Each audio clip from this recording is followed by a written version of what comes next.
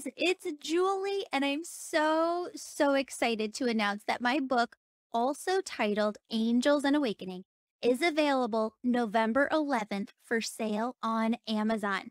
It was the honor of a lifetime to get to channel the entire book with the other side. It's a big book with over 200 pages, and actually, it's two books in one because it's both a book and workbook. And some have been calling it an angel dictionary because it teaches you how all of your angels are working with you and the role they play on your spirit team. Friends, if you want to help me get this book into more hands, you can do a few things. You can ask your local bookstore to sell the book and they can purchase copies through Ingram Spark. You can take a photo of yourself reading the book and share it on your social media pages. You can write a book review of the book on Amazon. And you can buy copies as holiday presents for everyone you know who needs more angel energy in their life. Also, please check out the dedication page in the book because, friends, I dedicated this book to you who listen to and support this podcast because you are everything. Thank you so much from the bottom of my heart for your continued prayers and support. Before we jump into the show, you can now register to go through our December course, which teaches you how to connect with your loved ones in heaven and deepen your communication with them. I'm going to go deeper into signs and how you can build a relationship with your loved ones on the other side. Why do this course in December? Because during December, the energetic connection between you and them is at its greatest peak. And it's easier for you to make this connection during this time of year. This is a 4-week course that begins December 1st and is already included for everyone who is an Angel member. If you want to take this course for free, yes, I said free, and get the entire Angel membership free for 1 whole year, I have an offer for you. When you get 2 people who've never been in my Angel membership before to buy the annual membership for $1,200 a year, I will give you your Angel membership free for 1 whole year. Why am I doing this? Because we've had dozens and dozens of people writing in to tell us how the Angel membership changed their life, bettered their relationships, brought them more joy in their everyday life, made them excited about life again, and helped them know like they know their purpose. Some who went on to take the Angel Reiki School are now transitioning out of their old careers and into working as a healer full time. And I know the Angel membership will help you make the positive strides in your life that you've been looking to make. My team of healers in my new online Angel Wellness Center have appointments open. So please book a session with them, and we have a few slots open with the next Angel Reiki School. So if Spirit is telling you that now is your time to take the school, we have openings. All information about all of this and more is in the show notes and on my website, theangelmedium.com. Friends, thank you for being here. Thank you for buying the book and supporting this show. Now let's dive into this episode. So, my dad passed away in 2015. We weren't talking, and it took a month for his family to track me down. Before I ever knew he was gone, I started hearing from him in heaven. It consumed me. How is communication with the other side even possible? I left my corporate gig, studied with spiritual teachers on every coast, and worked with my angels to figure out the answers. Today, my mission is teaching you how to raise your vibration, shift your thoughts, trust your intuition, develop your unique spiritual gifts, and connect with your loved ones and angels on the other side. Friends, when you have these tools, life really does become heaven on earth.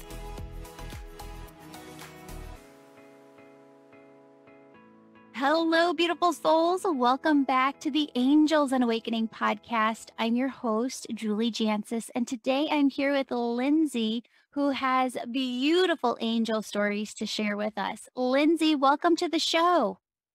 Hi, thank you for having me. Hi, of course, of course. So I'm just going to have you dive in because I know that you have a lot of stories to share with us today. Yeah, I have several. Honestly, I could tell stories all day. I lost my husband about a year ago now, and he was so present in my life and thankfully still is. Every single day, I get signs and messages from him. So, the one thing I would say before I go into any specific stories is keep the hope. Every single day I do get signs and they're so beautiful and it keeps me going each day. So keep your eyes and your soul open to receive those messages because for me, it makes all the difference. So my first story happened. So we were extremely close, I would say, first of all, and we were blessed enough to have a lot of the conversations before he passed. He was sick for about a year before he passed. So our lives interwoven to each other so many different ways. He was my best friend, absolutely my soulmate. I've been told and definitely know this on a soul level. He was my twin flame. We were just best friends. We worked together, we traveled together. So, literally, every area of our life kind of intertwined, which is amazing because we had so many beautiful years together and so many awesome experiences, which definitely contribute to the signs and the messages that he sends me. But the first one I'll tell you happened not long at all after he passed, maybe about a month. And I'm in the Chicago area as well. So he passed in October. So it was creeping up on winter and I was really struggling. It was on a weekend and my grief had really just was completely entrenching me and I was just really, really struggling. It was a Sunday. I have dogs. I had been out taking care of my dogs and was just been basically crying off and on all day. My husband was very much an animal person. I am as well. He kind of had some animals that he really favored. So he loved frogs, he loved toads, and he loved turtles. And he would go out of his way to save them, like if they were in the road or in harm's way in any shape or form. So, a matter of fact, the day that he passed, couple family members and I had conversations around like he always had little figurines around the house of like little frogs, little ornaments, like cute little guys, little frogs or turtles just sitting around the house. But the outside of the house was completely clear. And so this day I was outside cleaning the yard up after my dogs actually. And there's no flowers or anything because it's creeping up on winter. So that cold air is coming in and everything's just kind of the grass and everything is just dormant. So I'm walking along the side of my house, and if I didn't have this, like, as somebody could actually see and witness, they probably wouldn't believe me. But I'm walking along the house; it's completely clear. Like I'm looking in the mulch area, and there is this like 3 to 4 inch concrete frog sitting in the mulch that had never been there before. I have no ornaments outside my house. There's nothing decorative outside my house at all. And I go over and I pick it up and it's heavy. I mean, and it's decent size. And not only is it a frog, and not only did we specifically have a conversation about frogs the day he passed, but it had the cheekiest expression on its face, which was we were so in love and like he kept me on like the biggest pedestal. Like he always spoke so highly of me if I was in the room or not in the room. He just showed me so much love and just thought so positive of with me. And we were just so attracted to each other. And the expression on this frog completely represents how he was with me. I mean, just it has this just super cheeky, fun, but like kind of a wink look on his face. And it is just absolutely my relationship with him. And I first I had it on my doorstep, and then I'm like, no, that's not safe enough. So I brought him in the house. So he's there right by my door to remind me every day, every time I walk by it, that he's looking out for me and he still has that cheeky affection for me. So that that one was like absolutely amazing because it literally flipped a switch with me. Like I went from being so deep in grief to like crying with happiness, just feeling so overwhelmingly loved and looked out for, just knowing, just even thinking about how much effort it had to have taken for him to do that from the other side to send me that amazing, amazing physical sign, you know? Yeah.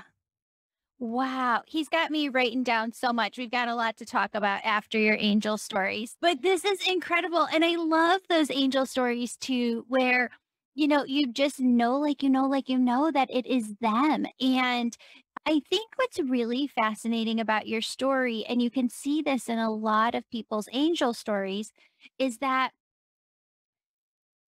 I don't believe the human self has conscious recollection or is attached to the consciousness of the higher self on the other side, right?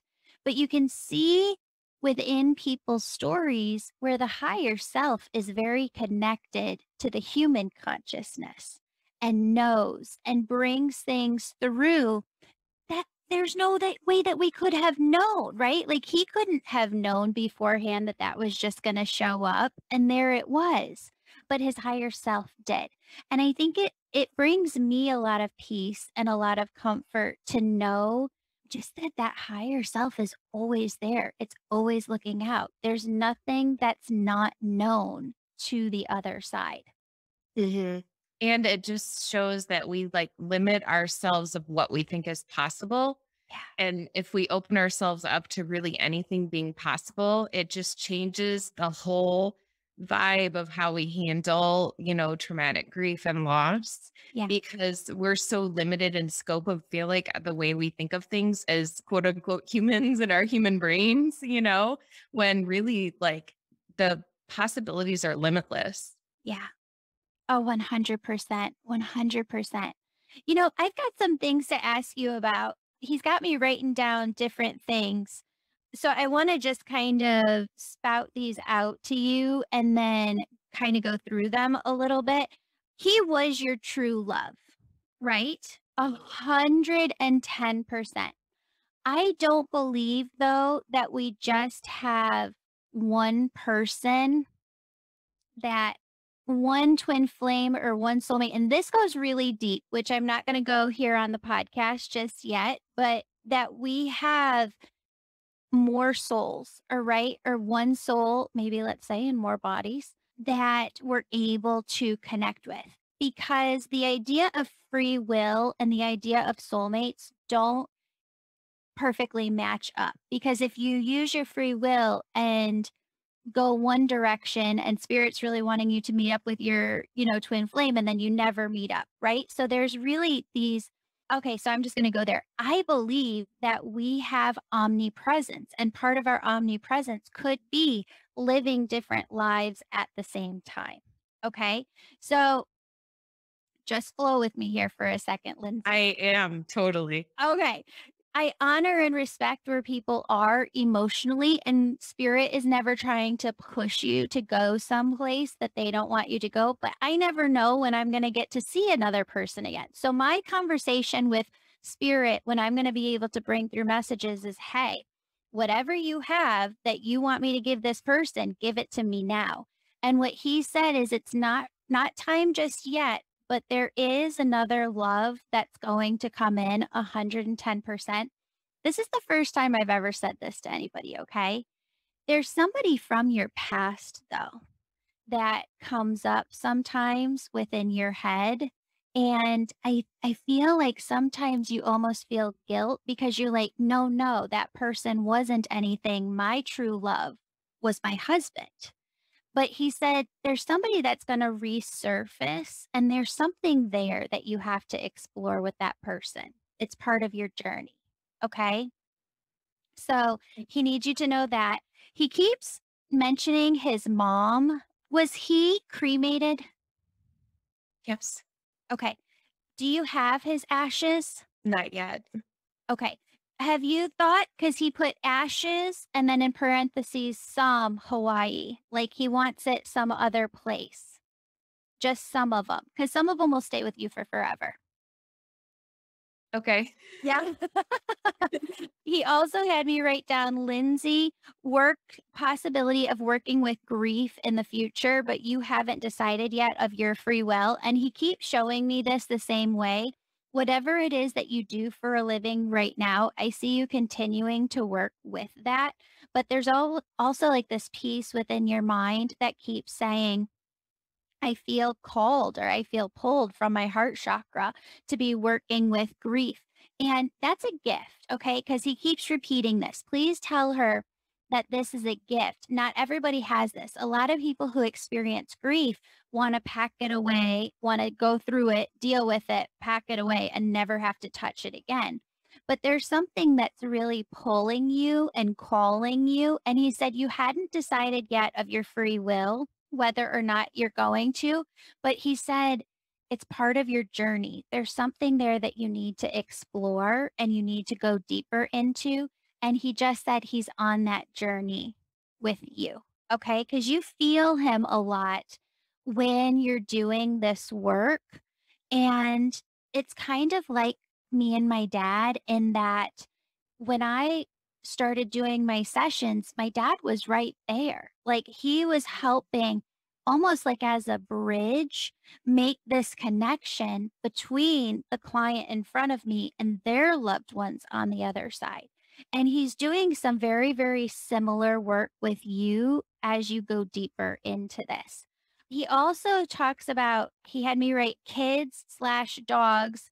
There's a dog on the other side that's with him. He keeps playing with this dog.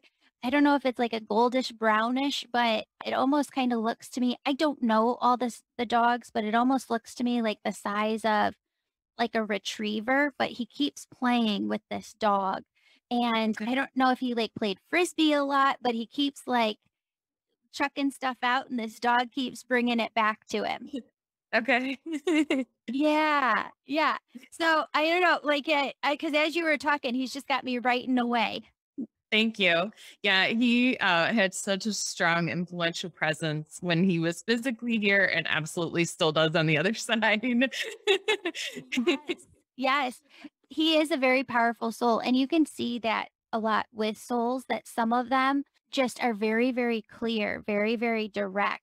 And what he's saying is it's part of his journey too, just like it was my dad's to help me get to the point where I could start this podcast and just get these messages out. He's working through you to benefit the lives of other souls too. Absolutely. I totally feel that. And you mentioned the grief work, and I've actually totally felt drawn to that. Matter of fact, I've started writing a book just cataloging a lot of our stories with the idea. I journal so many of the amazing signs and visitations and things I get from him. So I want to tie that all together so people kind of see our whole path, like past, present, future, like what we've been able to do, because we did have a lot of those conversations before he passed, which I absolutely, and I think that goes back to what you were saying at the beginning, that absolutely ties back to like deepening that connection and opening that pathway.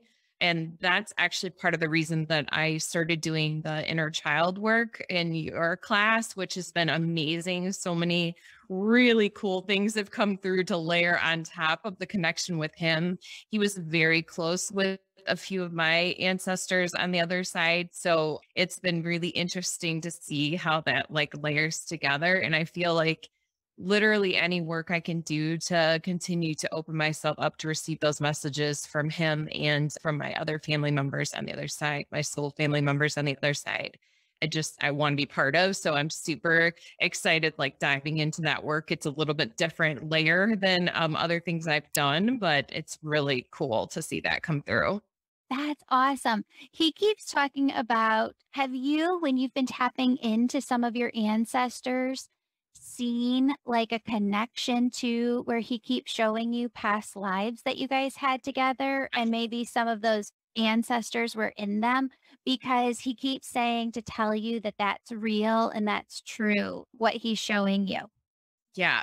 So one of the crazy things that came up during the inner child work is that my grandmother had a brother, which I never even knew about, whose name was Roger, my husband's name, which is not a common name. It's certainly not like a Mark or a Mike. And day of his passing, the day of my husband's passing was the same birthday of this other Roger, and they had the same middle initial. And I found this out all in one night of like doing, basically doing the channeling and the connection back to my ancestry that led to me asking my mom and dad some questions. And then all this unraveled.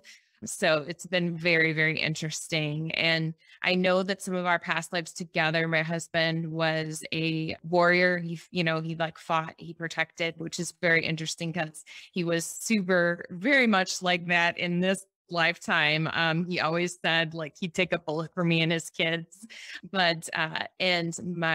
So this relative of mine that came through in the inner child work that I didn't even know about actually had fought in World War II. So Yeah. it's just really interesting how it kind of layers together. So I don't believe in coincidences anymore after starting all this work the last year. So I absolutely believe that everything, has a meaning and connects back to something larger. And so that was just mind blowing when that came through. Yeah. So keep going. I want you to continue to tell your stories because I know that you have a lot of them.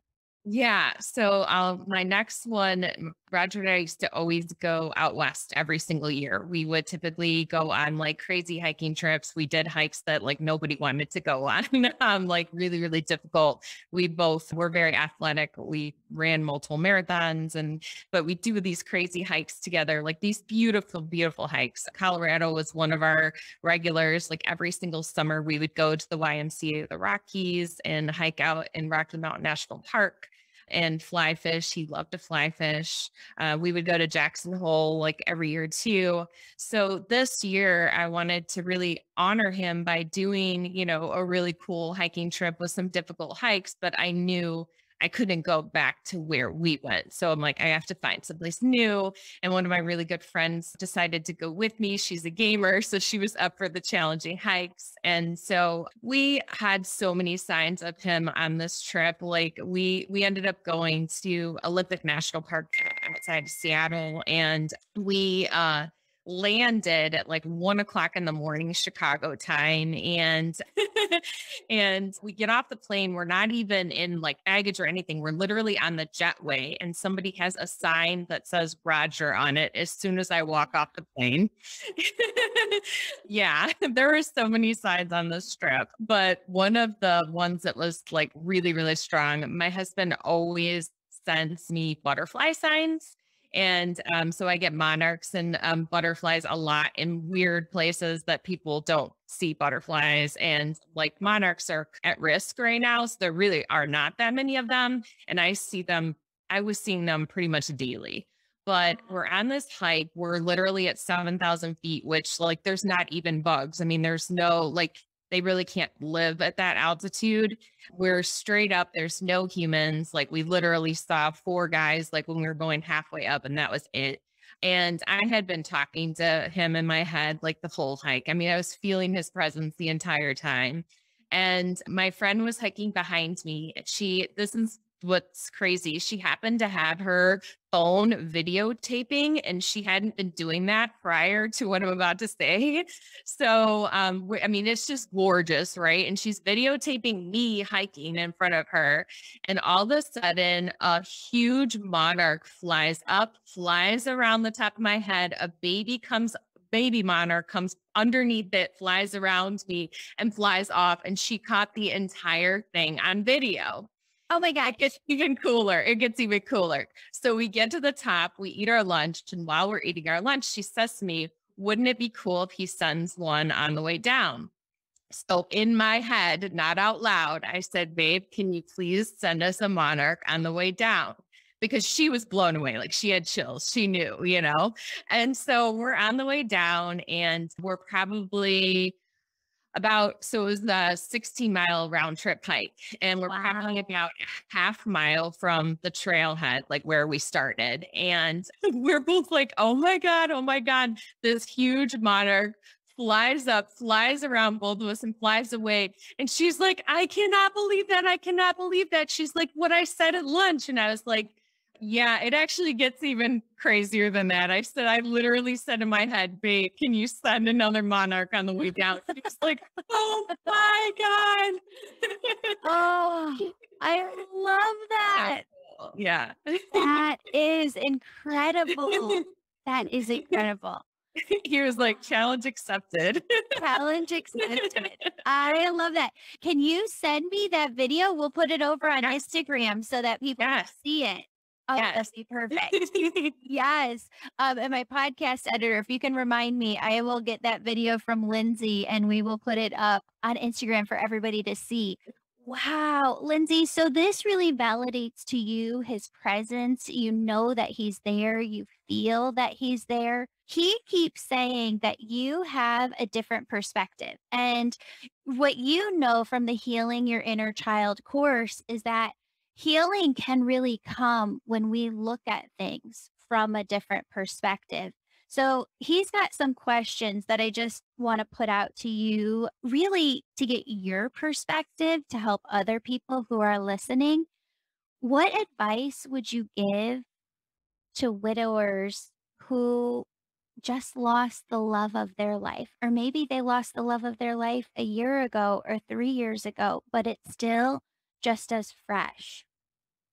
The number one thing I would say is start meditating. When I started meditating, it was absolutely a game changer. It helped me in all ways. It helped me open up, connect to him, receive messages, and it helped me sleep. Honestly, I sleep deeper now than I've ever slept in my entire life. And that's really totally due to meditation.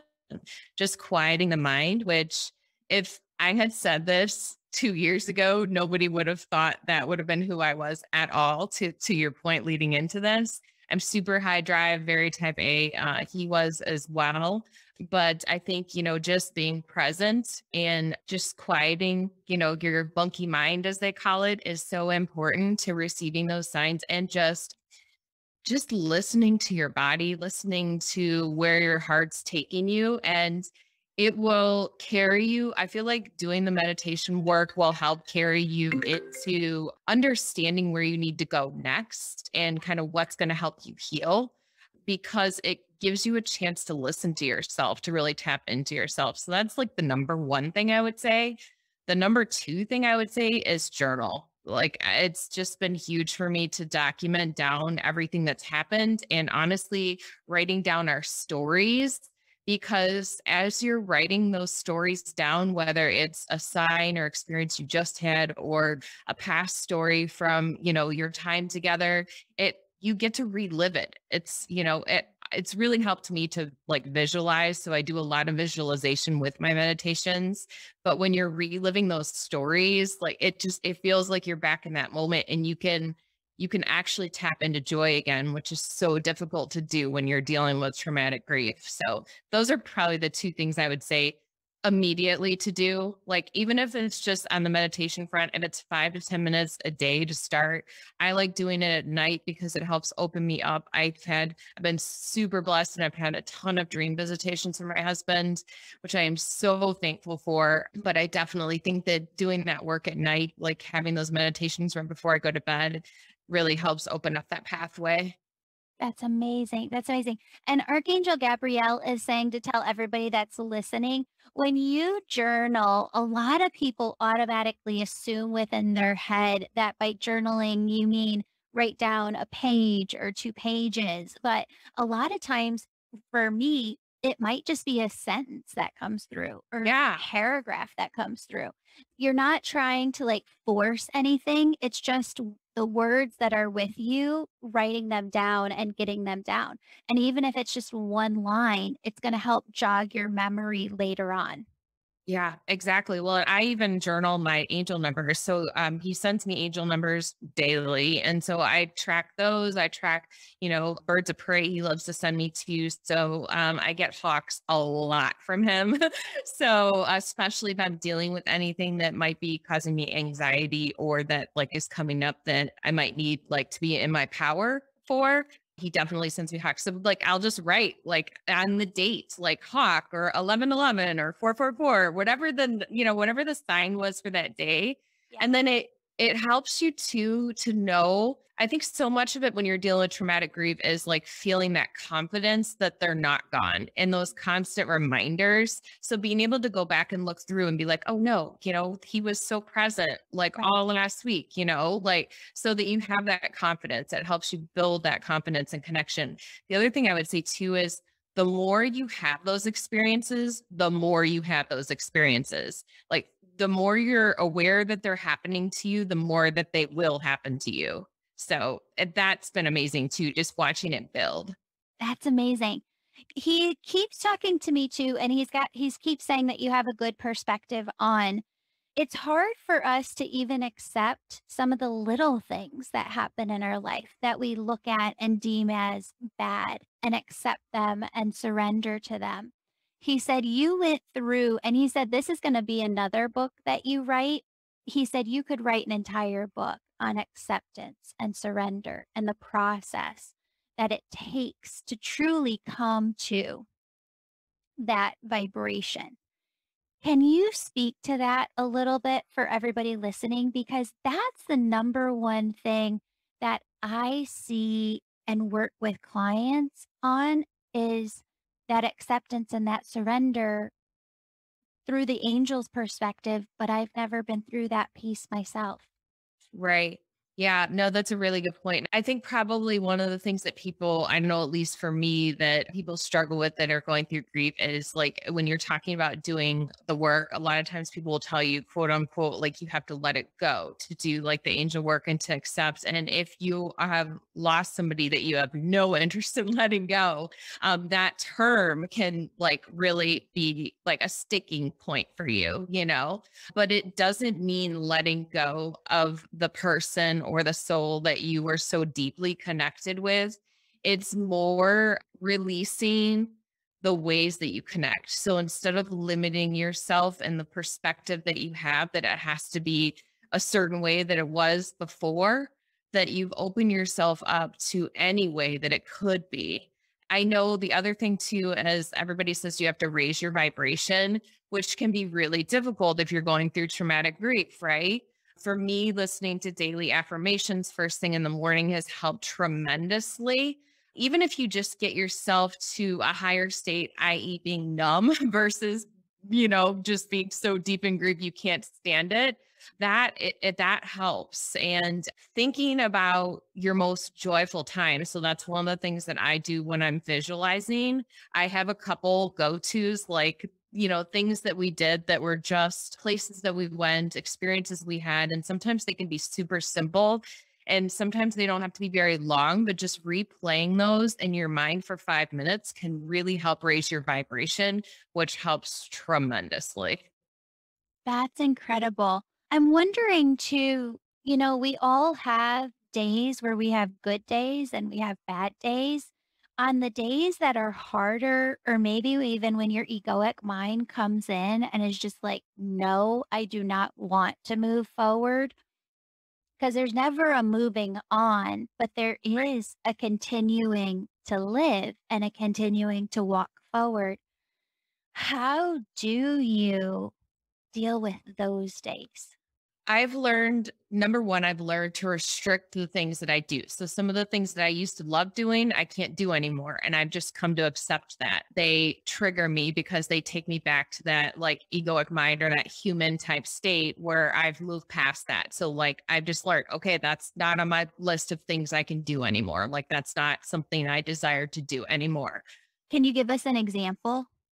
So, for example, I used to love I have show dogs and we have show dogs and I loved going to dog shows and some of that group has been an amazing support system, but some of that group has taken me back to the old way of living and I just can't be around that anymore, you know? And it also like going to that might make me feel like isolated if it's the wrong setup. If I'm with the right group of friends, then that's fine. But like you just learn like your friend group might change. Mine has because you're going to connect with people that are on that higher level of consciousness and it's probably going to be a different group. You know, you might have some crossover with some of your existing friends, but you're probably going to start to pull in people that maybe weren't in your life before and they're going to come into your life for a reason. And I've definitely experienced that. Amazing. You're such an amazing tool. I hope that you just see through doing this podcast, like how much of a gift you are to people who are experiencing grief. And he keeps saying it is your gift to be able to work with this unlike other people in a different way. And so I want to keep going and I want to end with one of your angel stories. So I want you to tell one more of your favorites where you just got so much validation. So this one actually just happened. We were finally able to do the celebration of life a few weeks ago on the anniversary of his passing. And he was a huge golfer, wonderful golfer, scratch golfer, amazing player. And we definitely wanted to incorporate golf. And so his son had set up like a memorial golf tournament for us. And so we had this tournament and crazy enough, I ended up winning the longest drive. And I was in the first group, and we had a bunch of really good players playing behind my group. I actually had two guys in my group that were really good too. And so when you play, like, and for those who don't play golf, like there's a little sign in the fairway and you write your name on it. Well, I was super excited whether I won or not because my name then it was Roger Stanton Memorial and then it was my name underneath. So I was like, okay, perfect. Like I just loved that my name was right underneath, right? But I was so excited and I like forgot to take a picture of the sign. So I was bummed that I hadn't taken a picture of the sign.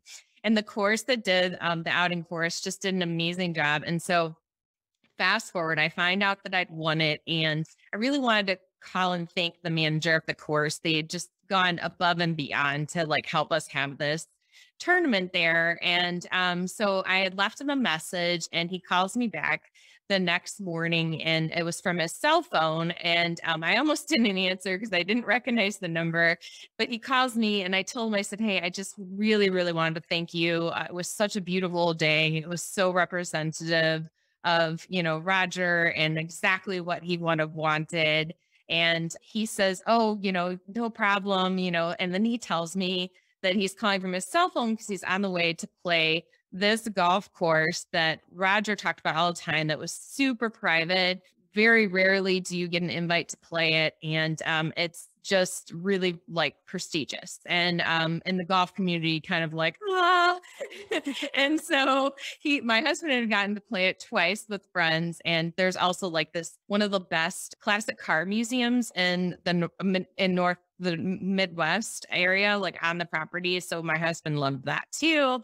And so he brings up that he's playing this Rich Harvest Farms. And I was like, oh, wow. I'm like, you know, that's so awesome. The only time I ever heard about Rich Harvest Farms was from Roger. And he's like, yeah, he's like, it's going to be amazing, you know, that I get to play it.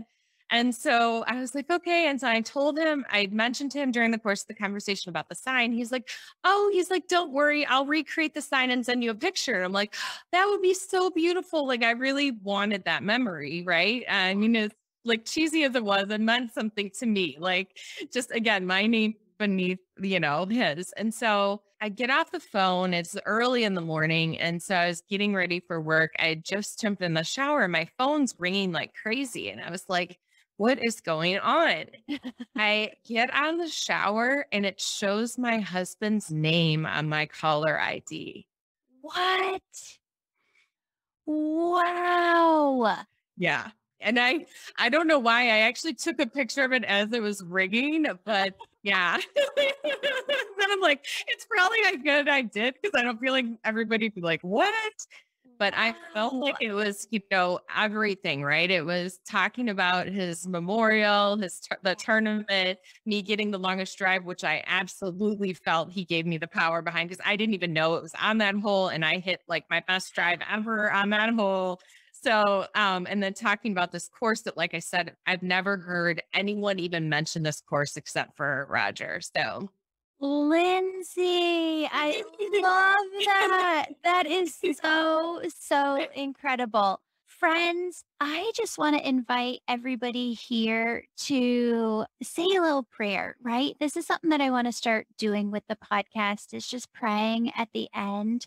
And maybe Lindsay, would you feel comfortable leading us in a prayer that all of us could just direct our free will, intent, energy to just support those who have lost a spouse or a loved one and are really kind of in that grief. Yeah, if you could lead us in that, that'd be fantastic. yeah, absolutely. So, Source, we pray to you today that you help guide us and give us light and clarity and see the good that is coming out of our loss and help us connect deeper and truer to those that are on the other side, opening the pathway and keeping our communication there. I love that. Lindsay, you are just such a blessing. Thank you so much for being here, for sharing your words of wisdom.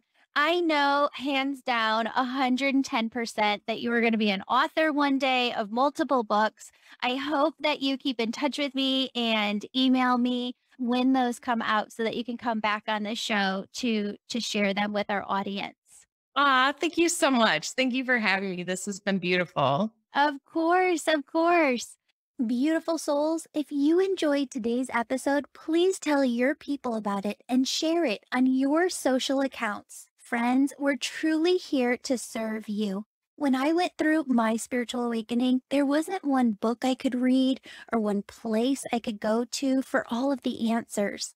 I really had to piece them together myself.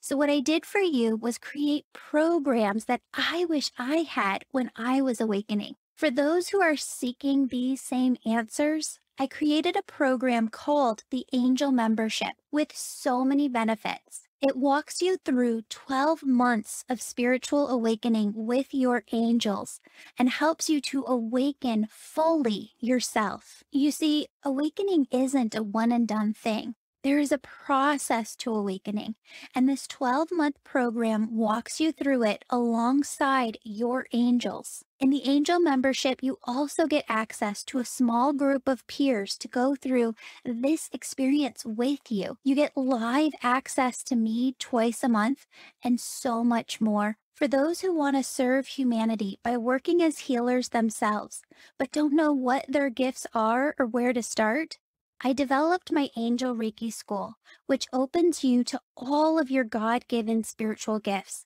teaches you how to use them and how to start a business for yourself. Students who go through both my Angel Reiki School and Angel Membership program for at least 1 year are eligible to apply to be a healer in my online Angel Wellness Center and work alongside me. Friends, I touch on all of this and teach you how to connect with your angels in my new book titled Angels and Awakening. Yep, just like this podcast. The book is available for pre-sale starting September 9th, 2021 on Amazon. Friends, your support helps me produce this podcast. Thank you so much for being our angels by listening, sharing, and supporting this show. When you leave a 5-star positive review, I enter your name into a monthly drawing to win a free session with me or an Angel Reiki School student. This month's winner is in the show notes. Now, here is a mini Angel Reiki meditation and visualization with your angels to help you lift your vibration and keep it that way the rest of the day. Friends, I want you to start by taking a deep breath in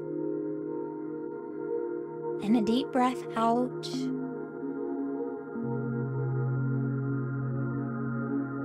I want you to see yourself surrounded by angels.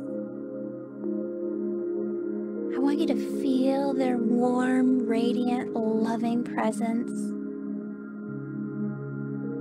And I want you to see yourself, it's December 15th, 2021. I want you to see yourself looking healthy, feeling healthy, mind, body, and soul. I want you to go inward and feel that you're so proud of yourself and all that you've been through, all that you've done, all that you've accomplished in 2021. And you're enthusiastically looking forward to 2022. Friends, I want you to connect with God, universe, source energy, and just take a moment to give thanks. Give thanks and gratitude for all of the blessings that have come your way, and all of the blessings that you stand here right now in faith, knowing that they're on their way to you.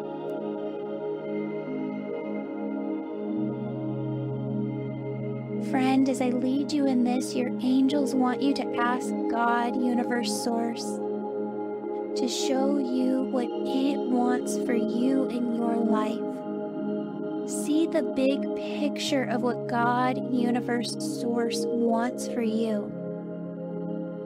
I want you to pause and just allow the words, visions, feelings, or knowingness to come to you.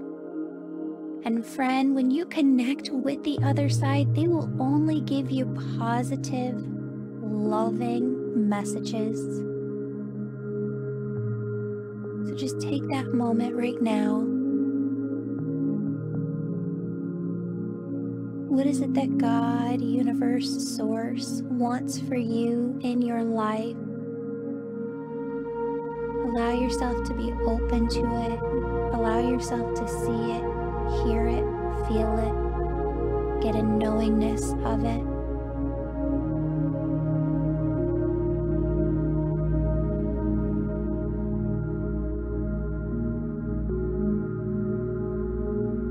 And now your angels want you to ask God, universe, source, what is the next step I should take? Again, pause and allow the words, visions, feeling, knowingness to come to you, and remember they're only positive, loving messages.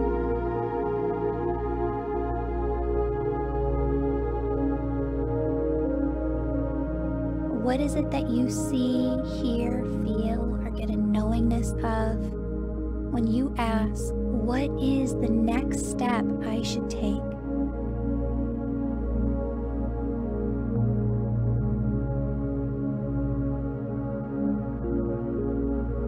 Friends, I want you to take a deep breath in and a deep breath out. And I want you to feel all the love that is surrounding you. Feel yourself lovingly surrounded by your angels. Friends, they are guiding you, directing you, protecting you, and they're giving you signs to validate to you that you're not walking this journey alone. Allow yourself to believe the signs that you see. Allow yourself to follow the callings of your heart responsibly with faith. And allow yourself to feel the loving presence of your angels and your loved ones as they guide you each and every day. Friends, I love you. They love you. Open up your heart to all of the unexpected blessings that are on their way to you right now.